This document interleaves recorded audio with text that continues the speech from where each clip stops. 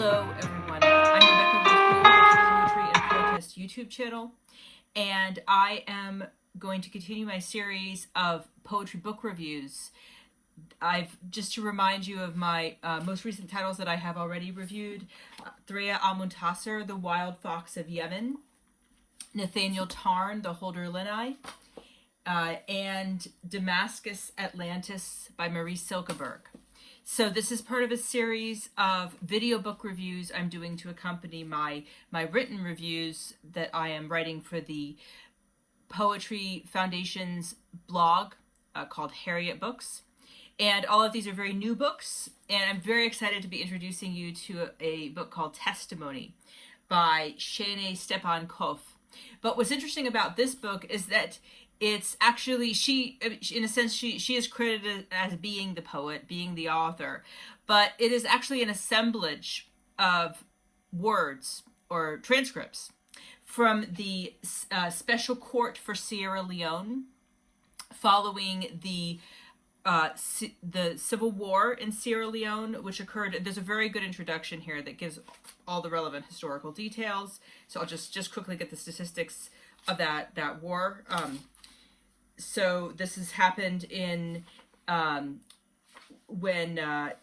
2000. The war that began in 1991 when Charles Taylor, the president of Liberia, invaded Sierra Leone, and it created over 500,000 refugees who fled, and as well as killing 50,000 civilians. And it was a particularly brutal war, as we learn from this collection, that not just were people killed, but that they were mutilated and raped and so forth. So it was a very, very brutal war, leaving people permanently damaged, even if they weren't killed.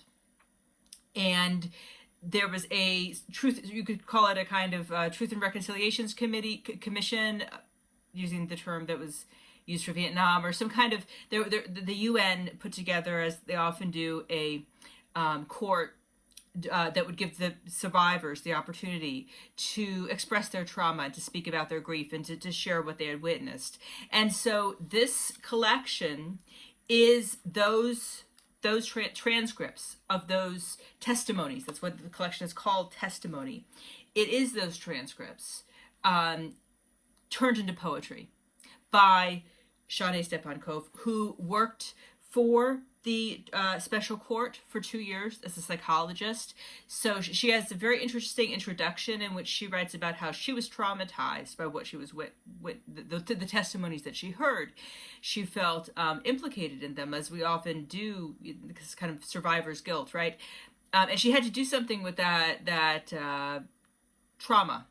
And so her way of responding to it was to try to turn what she was witnessing, what she was hearing, into poetry.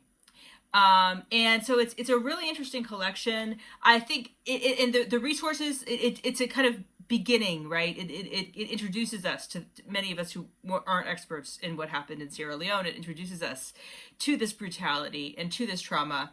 It has some great resources at the end as well to the original transcript. So that would kind of, I think, be a next step, would be to compare this poetry to the original transcripts. And the other thing I think worth saying about these transcripts is that they are, of course, in English, but that was done by a court interpreter. The original language was actually multiple. Let's see, there's a list here, I think, of all that. Yeah. So most witnesses testified in one of 10 local languages: Mende, Temne, Creole, Limba, Mendigo, Kona, Fula, Kissi, Koranko, Susu. So that's something that's really, totally impossible to reproduce, right, in any kind of accessible form. It was translated to English. The poetry's in English. So that's worth sort of bearing in mind. But yeah, I think it just has a kind of introduction to this brutality. It's really compelling. And I really like the way that the introduction also engages with the literature of the Holocaust. I mean, the post-traumatic literature of the Holocaust. So she compares this work here to a work by American poet Charles Reznikov, which I believe is also called Testimony. No, sorry, it's called Holocaust. That's the name of this collection. and it consists, that collection by Resnikov consists of transcripts of the Jerusalem. So I think that's a very close parallel. And yeah, the genre that we might wish to place both of those works in, the Charles Resnikov as well as the Stephan Koff's collection, are found poems, right? So actually there was some back and forth between me and the editor about what does it mean to call this a found poem, right? Are these artifacts? Because of course, in the original form, before they even became poetry, right, there was a matter of artistry in just the testimonies themselves and their raw form, right? So in a sense, I think we could think of the original transcripts as already being poetry, and it's worth thinking about, like, what changes with this production of this book, transferring that to verse. I guess we could say that the change is it's a bit moving from the oral to the written, right? So something may be poetry in the poetry of something, of say a speech, may be very evident and apparent to anyone, but on the page it may become a bit flat, right? And so this collection, in a sense, restores the poetry of the original traumatic oral recitations or oral memories to the text. And I will just read one. I mean, there's many I could read. I really recommend you buy the book. I mean, it's affordable.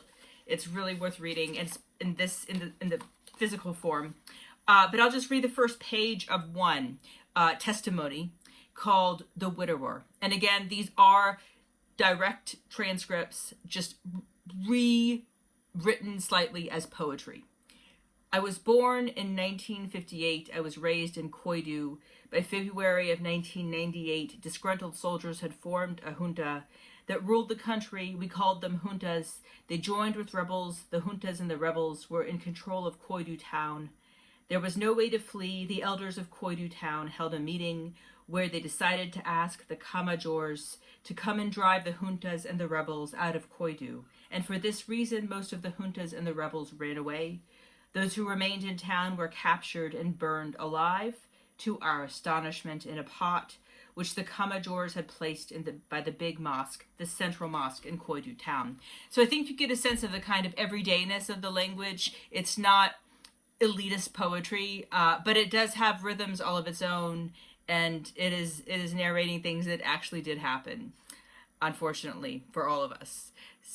So it's quite a book that I think proves the power of poetry and the reason why poetry matters, especially in those times of brutality. Stay tuned for the upcoming videos. I have one coming up. I'm moving more in terms of, I want to put out a few videos soon on the practicalities of being a writer. I did one already about writing a book. Have one coming up on making the most of your royalties and a new financial opportunity for writers, anyone who's published anything. So stay tuned and stay well.